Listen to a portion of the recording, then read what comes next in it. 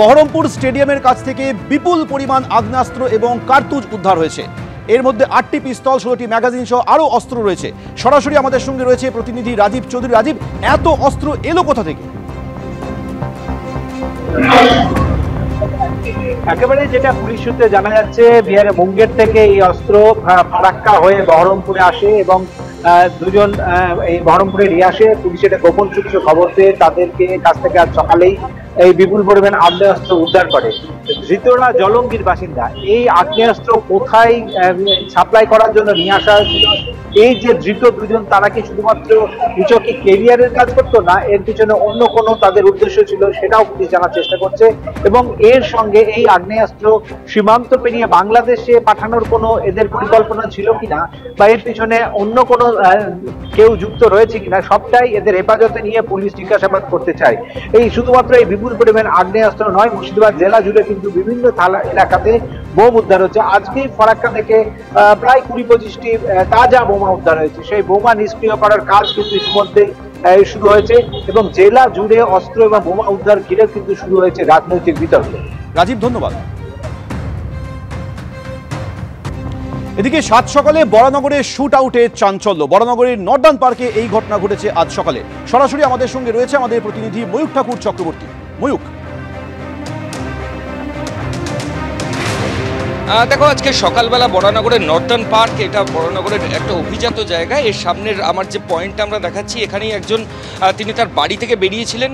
তিনি বাড়ির জঞ্জাল ফেলার জন্য সামনে যে জায়গা, সেখানে জঞ্জাল ফেলে যখন বাড়িতে ব্যাক করছিলেন, তখনই আচমকা এখানে দুজন দাঁড়িয়েছিল, তারা বাইকে ছিল এবং তারা ওই দুই ব্যক্তিকে লক্ষ্য করে গুলি চালায় বলে অভিযোগ। এবং এই মুহূর্তে স্থানীয় যারা রয়েছেন, বরানগর থানার যারা পুলিশ অফিসিয়ালস তারা রয়েছেন, আমরা কয়েকজনের সাথে কথা বলবো। কি হয়েছিল সকালবেলা? সকালবেলা উনি 6টা 20-তে বাড়ি থেকে ময়লার বালতিটা নিয়ে বেরোয় ময়লা ফেলতে, কারণ এই সামনেই আমাদের ভ্যাট রয়েছে। তো এটা হচ্ছে আমাদের 14 এবং 1 নম্বর ওয়ার্ডের জয়েন্টার। তো এই জায়গা থেকে যখন উনি ময়লা ফেলে আসছেন, দুজন অলরেডি বাইকে ওয়েটিং করছিল এবং যত সম্ভবত জানা গেছে বাইকটি লাল কালোর ওপরে কিছু ছিল এবং আগে থেকে অপেক্ষা করছে। হ্যাঁ, দে আর স্টিল ওয়েটিং এখানে। তারপরে বাইকটা সামনে দিয়ে নিয়ে এসে ঘোরায় ওনার সামনে, দাঁড় করিয়ে ফায়ারটা করে। যখনই ফায়ারটা করেন, তিনি এইভাবে মানে ফায়ারের বন্দুক হাতে তোলা দেখেই পড়ে যান। কোন জায়গাটা হয়েছে একটুখানি দেখাও তো। এই জায়গা আমরা একদম ঘটনাস্থলে রয়েছে। এখান থেকে উনি এইভাবে আসছেন, ওরা বাইকটা নিয়ে এসে এইভাবে ঘোরায়। এবার উনি যেই কাজে চলেছে তখন ফায়ার করে, ফায়ার করাতে উনি পড়ে যান এরকম, হাতটা সামনে। ছড়রার আঘাতে ওর হাতে মুখে থেকে শুরু করে গলা থেকে শুরু করে সারা মুখে বারুদের যে ছড়রা আছে তাতে পড়ে গেছে। এটা আপনি এই এলাকার বাসিন্দা, এটা কি বলবেন? এরকম সাত সকালে এরকম গুলির? সাত সকালে এরকম আমাদের এর আগে অতীতে কোনোদিনও এই ঘটনা ঘটেনি, আজকেই প্রথম। আমরা এটা খুবই অবিশ্বাস্য এবং আমরা এটা মেনে নিতে পারছি না কেন এরকম জিনিস হচ্ছে, এবং আমরা বরানগর থানা পুলিশ প্রশাসনকে বলবো এখানে একটু নজরদারি রাখার জন্য। এই যে যারা অভিযুক্ত, তারা এখান থেকে বাইক নিয়ে, আমি ক্যামেরা পার্সনকে বলবো, সোজা বেলঘড়ি এক্সপ্রেসওয়ের দিকে চলে গেল। এইটা কি বেলঘড়ি এক্সপ্রেসওয়ের একদম কানেক্টিং? একদম কানেক্টিং রাস্তা। এই রাস্তাটা কানেক্টিং হওয়ার পর থেকে এই অঞ্চলে ক্রিমিনাল অ্যাক্টিভিটিস বেড়ে গেছে এবং এখানে এর আগেও অনেকগুলো ইনসিডেন্ট ঘটেছে। সিসিটিভিগুলোর ফুটেজ আছে, কিন্তু অর্ধেকবারই সিসিটিভি কাজ করে না।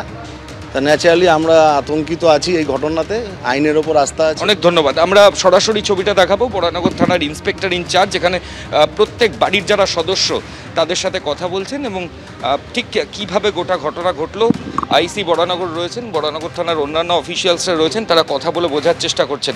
যেদিকে এই অভিযুক্ত বাইক নিয়ে চলে গেছে, সেখানে পুলিশ আধিকারিকরা ওই লাইন অফ রুটের সিসিটিভি ফুটেজ সেটা ইতিমধ্যেই সিজ করেছেন। খুব দ্রুত অভিযুক্তদের গ্রেফতার করা যাবে, তারা বাইরের লোক, এমনটাই পুলিশের তরফ থেকে বলা হচ্ছে। ধন্যবাদ।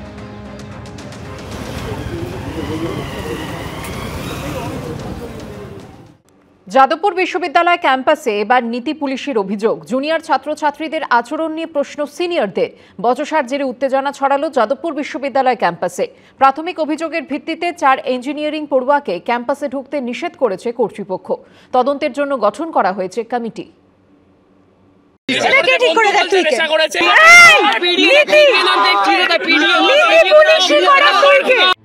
যাদবপুর বিশ্ববিদ্যালয় ক্যাম্পাসে সিনিয়রদের বিরুদ্ধে নীতি পুলিশের অভিযোগ।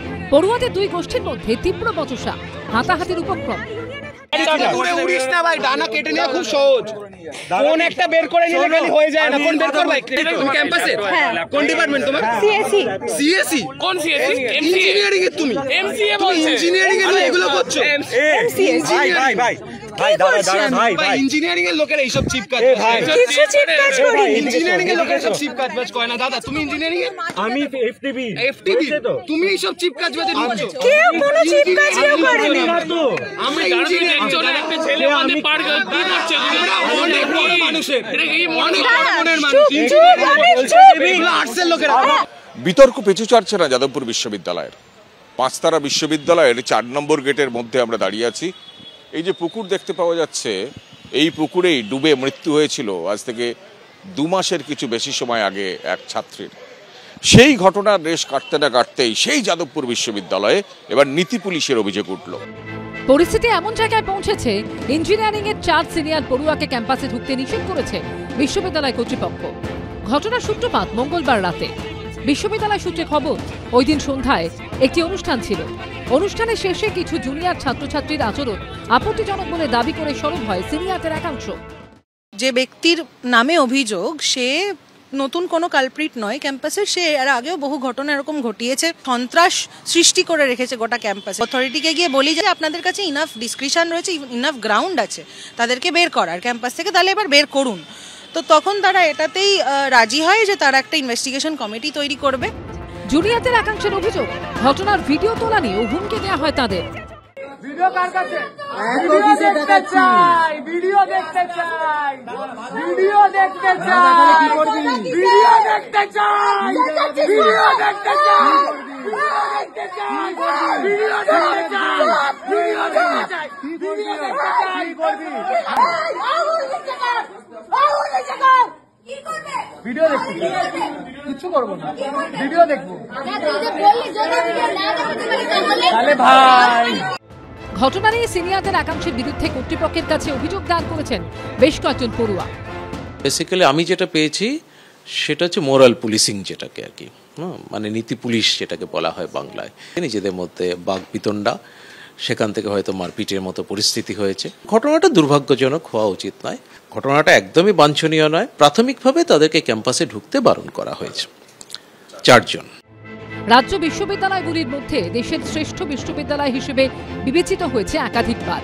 পাঁচতারা এই বিশ্ববিদ্যালয় শিক্ষার অন্যতম উৎকর্ষ কেন্দ্র। কিন্তু বিতর্ক যেন কিছুতেই পিছু ছাড়ছে না যাদবপুরের।